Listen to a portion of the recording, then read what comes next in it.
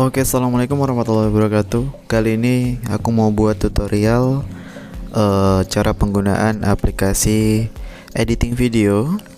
Salah satu aplikasi editing yang sangat rekomendasi banget menurutku. Nama aplikasinya itu CapCut ya. Ini udah nggak asing lagi, semua orang udah biasa pakai ini untuk yang sering editing. Nah, begitu dibuka aplikasinya, itu tampilannya akan seperti ini ya. Kita mulai dari bar yang paling bawah, itu yang paling kiri ada edit. Nah, di sini paling atas ini ada proyek baru, ini untuk membuat proyek baru ya. Terus kemudian ada kamera, ada shortcut. Nah, kalau kamera ini kita buat maka akan tag video langsung dari aplikasi ini ya, dan ini durasinya terbatas ya, maksimalnya hanya 3 menit, tapi bisa multi clip berkali-kali gitu, atau satu rekaman. Nah, kalau satu rekaman ini bisa sepanjang mungkin. Fiturnya hampir sama dengan TikTok di sini untuk tampilan layout desainnya.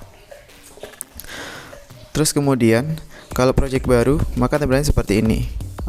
Kita masukkan video-video yang ada, data-data kita yang ada, atau foto juga bisa untuk sebagai bahan untuk editing. Sementara di stok video ini juga tersedia bahan-bahan yang disediakan oleh aplikasi langsung.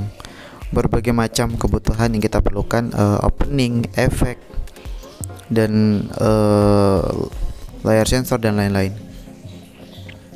Nah, kalau shortcut itu isinya juga sama sih, kumpulan foto maupun video yang akan kita gunakan untuk membuat shortcut di CapCut ini. Kemudian di sini ada edit. Edit ini untuk mengedit project ya. Misalnya ada beberapa file project yang akan kita hapus, maka setelah pilih edit langsung kita pilih hapus di tanda yang paling bawah ini. Kemudian cloud ini adalah penyimpanan berbasis online. Jadi misalnya kita editing bisa disimpan melalui cloud secara online.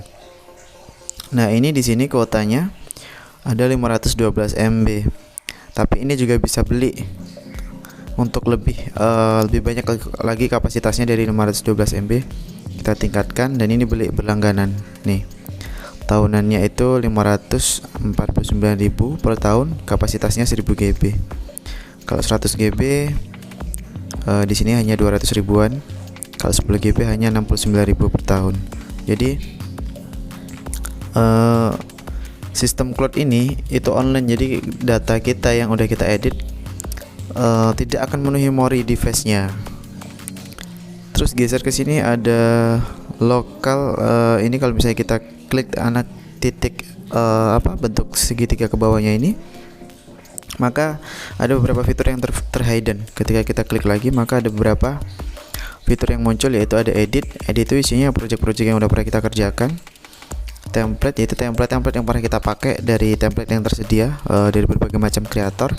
Kemudian kamera tadi ya, video-video yang kita tag langsung dari aplikasi ini tadi. Kemudian kita turun yang paling bawah, ada paling kiri ada edit. Edit itu ya jelas isinya file-file yang pernah kita edit dan beberapa fitur lainnya yang bisa kita gunakan. Terus ada template.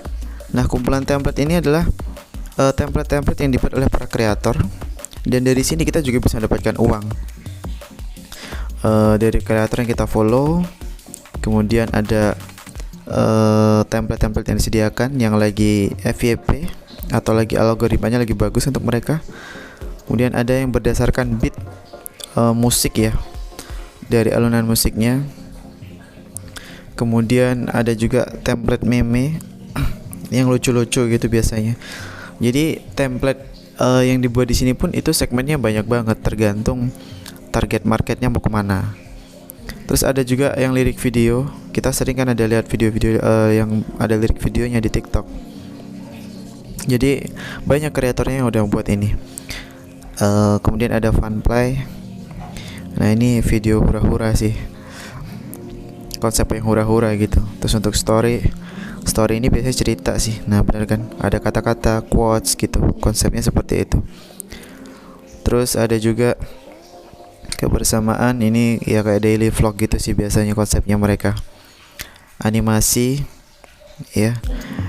Animasi itu biasanya memanfaatkan efek atau motion yang digunakan. Banyak, ada game itu ya biasa kumpulan-kumpulan game yang digunakan untuk kebutuhan konten. Ada bentuk mockup dan juga lain-lain deh. Terus vlog ini biasanya ya daily vlog, daily of my life gitu, daily in my life gitu, macam-macam deh. Terus ada juga perayaan ya, perayaan ulang tahun, anniversary dan lain-lain. Nah, beberapa template, dan di sini kita juga bisa menjadi salah satu kreatornya.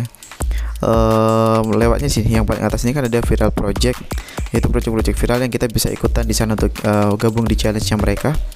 Nah, kalau mau jadi kreator di sini menjadi bintang agensi. Nah, nanti kalau udah diklik kita akan diarahkan ke Telegram. Yang penting gabung dulu melalui link ini. Kemudian nanti kita akan diarahkan ke Telegram. Nah, di sini ada beberapa agensi. Jadi gabungnya kita melalui agensi ini. Macam-macam agensinya, kita terserah mau gabung yang mana. Nanti akan diarahkan menuju Telegram. Terus geser lagi ke samping ada kontak masuk. Ya, kontak masuk ini biasanya fitur-fitur penawaran. Kalau misalnya ada challenge baru atau ada template baru, itu akan masuk ke notifikasi kita. Di sini ada, di atasnya ada kontak masuk. Terus ada macam-macam sini. Tapi kayaknya belum berfungsi karena saya belum pakai. Terus yang paling ujung lagi ada saya. Ini isinya ya profil kita, bio kita, nama kita. Kemudian ada juga pengikut ataupun yang kita ikuti. Jadi konsepnya udah hampir kayak sosial media. Nah, itulah gambarannya. Kita lanjut di bagian 2, pengenalan tools yang ada di dalam project CapCut.